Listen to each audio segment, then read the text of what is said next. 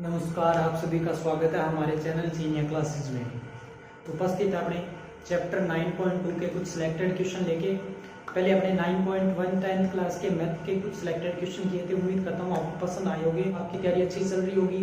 और इस तैयारी को अगर और अच्छा करना है तो आप मेरे साथ इन सिलेक्टेड क्वेश्चन को अवश्य करें, क्योंकि एग्जाम की दृष्टि से अत्यंत महत्वपूर्ण क्वेश्चन अपनी 9.2 चैप्टर के कुछ सिलेक्टेड क्वेश्चन लेंगे। फिर आपको नेक्स्ट कौन से टॉपिक पे और कौन से क्वेश्चनों की क्लास सही है वो आप मेरे को अवश्य कमेंट में बताओगे। और अपने जितने भी क्लास के सहपाठी आप सबसे शेयर करोगे, सबको इस चैनल पे जोड़ोगे, ताकि उन सबको इस क्लास का अधिक से अधिक लाभ मिल सके। तो आज देखते हैं आज के क्वेश्चन और किस प्रकार से उनको करने वाले।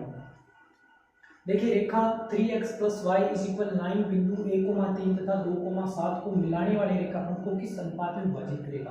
तो देखिए, इस प्रकार का एक उदाहरण भी है। ये दोनों सेम क्वेश्चन है, इसमें एक ही मेथड लगने वाला। और क्या मेथड है वो देखते हैं। आपको जब भी ये क्वेश्चन करना है तो आपको बस एक ही चीज़ याद रखनी है, अंतर्विभाजन सूत्र। क्या होता है अंतर्विभाजन सूत्र, आपको याद होना चाहिए। मैं लिख देता हूँ यहाँ पे अंतर्विभाजन सूत्र क्या होता है।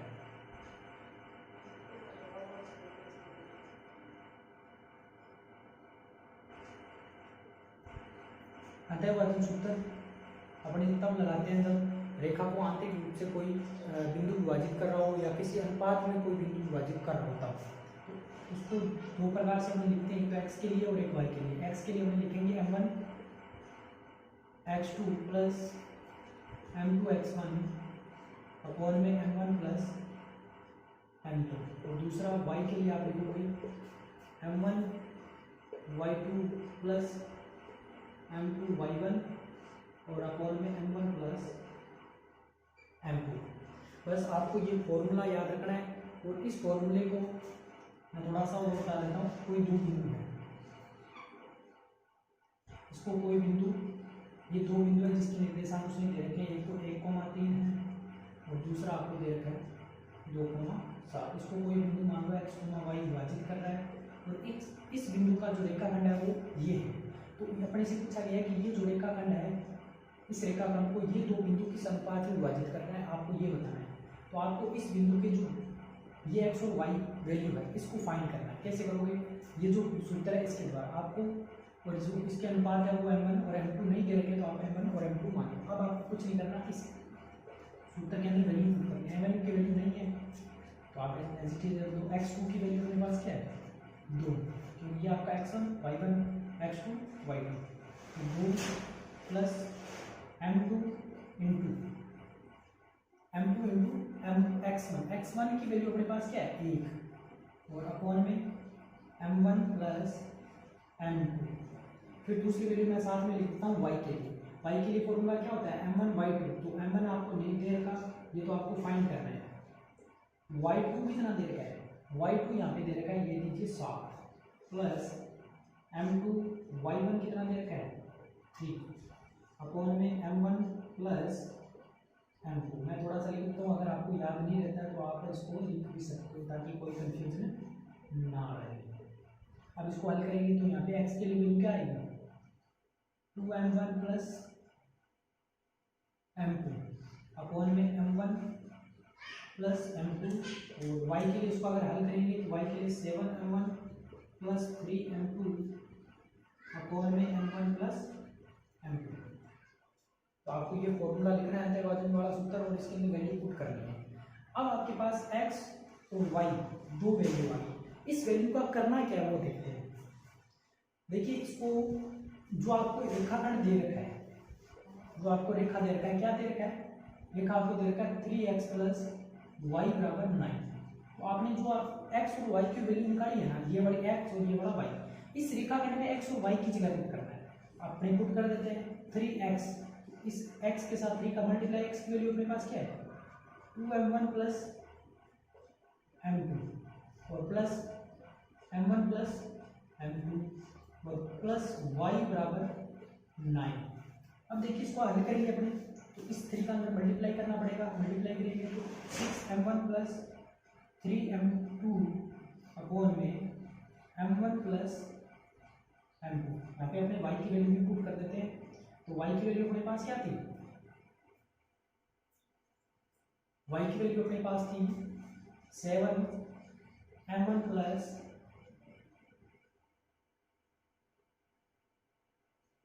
3m2 अपॉन में m1 प्लस m2 बराबर कितना था 9 plus 7m1 plus 3m2 upon में m1 प्लस m2 बराबर 9। अब इन दोनों का लघुत्तम लेंगे तो कितना आएगा, लघुत्तम सेम है तो m1 और m2 अपने को कुछ करने की जरूरत नहीं, इसमें इसका भाग लेंगे, कैंसिल बचा क्या 6m1 plus 3m2 plus 7m1 plus 3m2 बराबर 9। इसका इसके साथ मल्टीप्लाई किए, इसके अपॉन में 1 लिख लेते हैं, इनका क्रॉस मल्टीप्लाई करेंगे तो अपने पास क्या आएगा, और इन दोनों को जोड़ लेते हैं, 6m1 और 7m1 जोड़ेंगे तो कितना आएगा 13m1 प्लस 3 और 3 6m2 बराबर 9m1 प्लस 9m2, क्योंकि इसका इन दोनों के साथ मल्टीप्लाई करेंगे। अब इसको हल करेंगे तो m1 को इधर ले आएंगे और m2 को इधर ले आएंगे, तो 13m1 में से 9m1 माइनस हो जाएंगे और 9m2 में से 6m2 कम हो जाएंगे। इन दोनों में से कम करेंगे तो अपने पास कितना आएगा 4m1 बराबर 3m2, इसके अपॉन में जाएगा तो 4 अपॉन में 3 और m2 बटे m1 हो जाएगा। तो अपने पास अनुपात क्या आएगा m1 अनुपात m2 आएगा, m1 की वैल्यू कितनी आएगी 3 और m2 की वैल्यू कितनी आएगी 4, और ये अपने से पूछा गया है। 15,5 और 9,20 को मिलाने वाला रेखाखंड बिंदु 11,15 को किस अनुपात में काटेगा।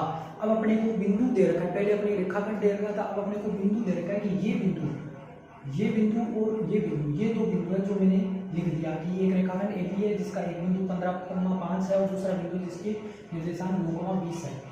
ये इनसे मिलकर जो रेखाखंड बनेगा AB, इस रेखाखंड को जो बिंदु 11,15 जिसके निर्देशांक का मान लिया मैंने वो P है, ये आपका इस रेखाखंड को किस अनुपात में काटेगा। जब आपका इस प्रकार का क्वेश्चन आ जाए तो आपको कुछ नहीं करना, अंतः विभाजन के दो फॉर्मूले, एक तो x के लिए और एक y के लिए। मैंने यहाँ पे x वाला लिखा है m1 x2 plus y2 x1 upon में x1 plus m1 plus m2। आप इसकी जगह y वाला भी यूज कर सकते हो, दोनों में से आपको एक फॉर्मूला यूज करना है और एक फॉर्मूले के द्वारा आसानी से आप आंसर निकाल सकते हो। कैसे निकाल सकते हो वो देखिए, यहाँ पे x, तो ये वाला x होता है, ये जो वैल्यू होती है ये y, तो x की वैल्यू कितनी दे रखी है 11 दे रखी है। फिर m1 की वैल्यू आपको ज्ञात करनी है, m1 और m2 की वैल्यू, x2 की वैल्यू कितनी दे रखी है मैंने आपको बताया, ये आपका x1 y1 x2 y2, तो x2 की वैल्यू दे रखी है 9, फिर m2 की वैल्यू नहीं दे रखी है और x1 की वैल्यू कितनी दे रखी है 15, और अपॉन में m1 और m2 की वैल्यू आपको नहीं दे रखी है।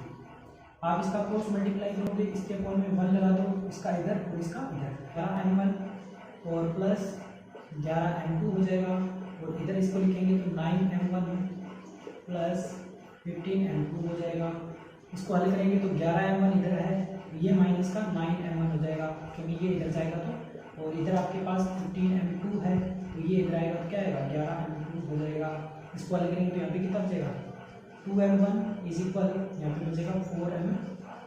तो यहाँ पे अनुपात निकालेंगे तो क्या आएगा, अनुपात आपके पास क्या आएगा 2 अपॉन में 4 और m1 बटे, इधर आपके पास क्या है m2 और इधर आएगा क्या m1। देखिए कैसे आएगा, ये m2 में इधर का ये 4 मल्टीप्लाई में था, इधर गया तो डिवाइड में, ये m1 इधर मल्टीप्लाई में गिरा है तो डिवाइड में, तो m2 बटे m1, इसको काटेंगे तो क्या आएगा 1 अनुपात 2।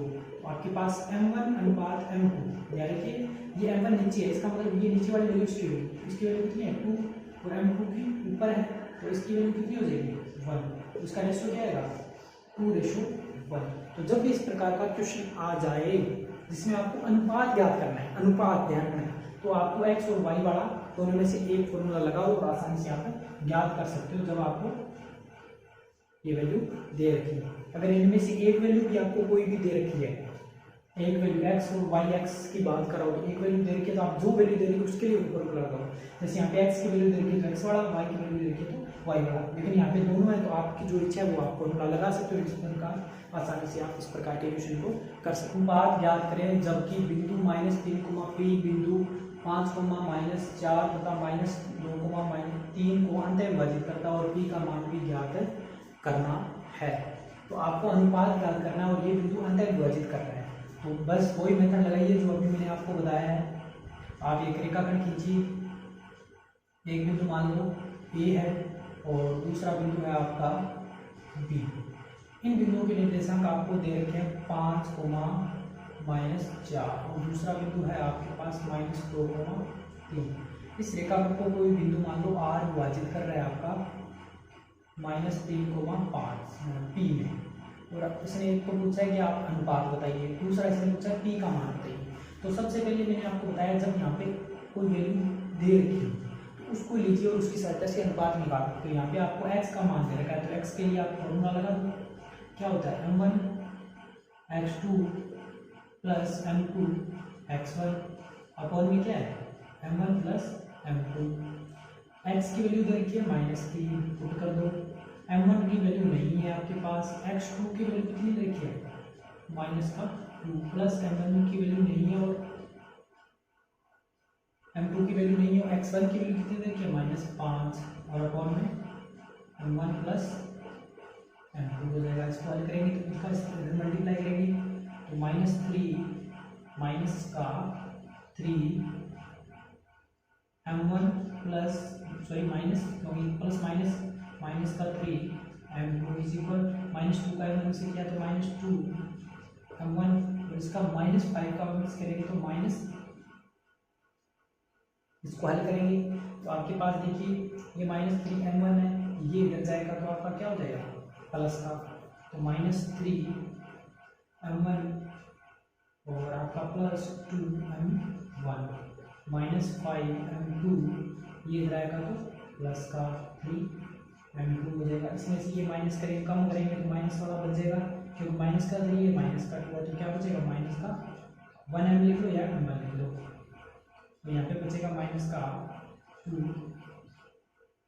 m माइनस का, क्योंकि ये 3 प्लस कम हो जाएगा तो माइनस से माइनस क्या हो जाएगा कैंसिल।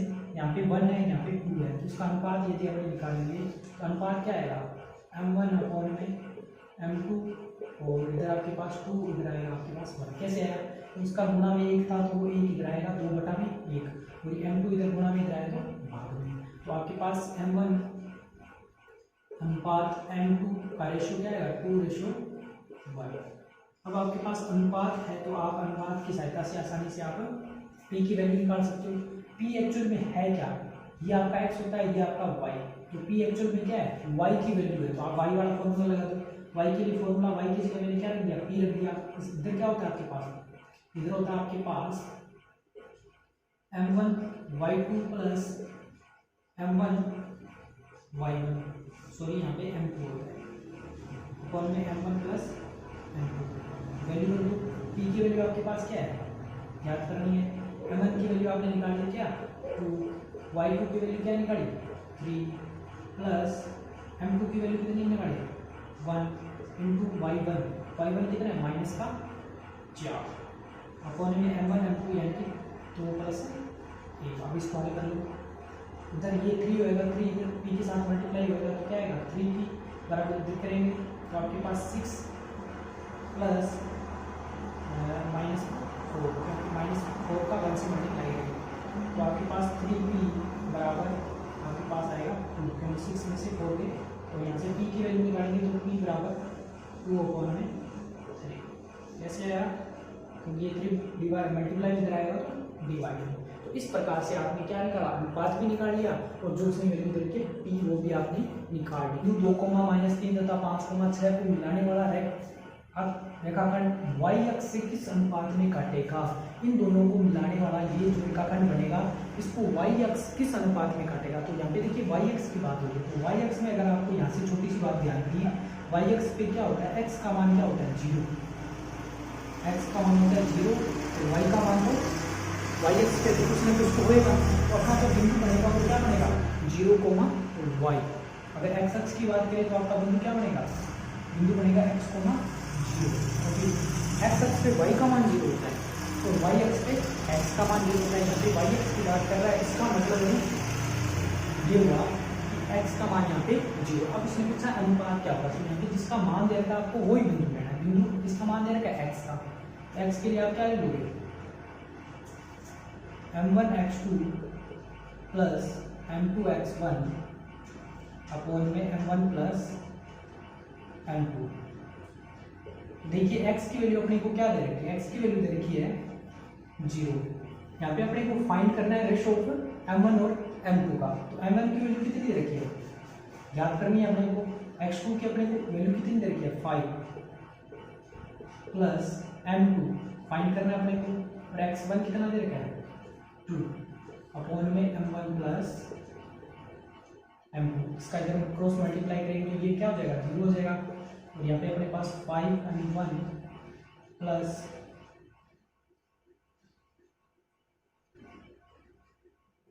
m1 2m2। यहाँ से इसका रेशो निकालेंगे क्या आएगा माइनस का 5 अपॉन में 2 और m2 अपॉन में m1, क्योंकि m1 इधर डिवाइड में है इसका, इसके डिवाइड में। अपने पास इसका अनुपात क्या आएगा m1 अनुपात m2 इज इक्वल 2:-5। तो आपको यहाँ पे ध्यान रखना है कि जो अनुपात होता है वो हमेशा पॉजिटिव लिया जाता है। तो यहाँ पे आप अनुपात ये नेगेटिव ना है, फिर आपका सिर्फ इसको रेशो ले रखोगे 2:5। उम्मीद करता हूँ आज का ये सेशन, आज की ये सिलेक्टेड क्वेश्चन आपको पसंद आए होंगे। नेक्स्ट क्लास कौन से क्वेश्चन पे आपको करवानी है ये आप बिल्कुल कमेंट सेक्शन में बताएंगे। तो उम्मीद करता हूँ सब कुछ अच्छा लगा होगा। आप बिल्कुल जितने भी दिन बचे हैं उनका सदुपयोग करोगे, मेरे साथ सभी क्वेश्चन करते जाओगे तो आपकी तैयारी बिल्कुल अच्छे से हो जाएगी। तो धन्यवाद दोस्तों। अगर आप चैनल पे नए हो तो हमारा चैनल चीनिया क्लासेस को सब्सक्राइब करोगे, दोस्तों में शेयर करोगे, ठीक है ना, और चैनल को लाइक करें और कमेंट अवश्य करें।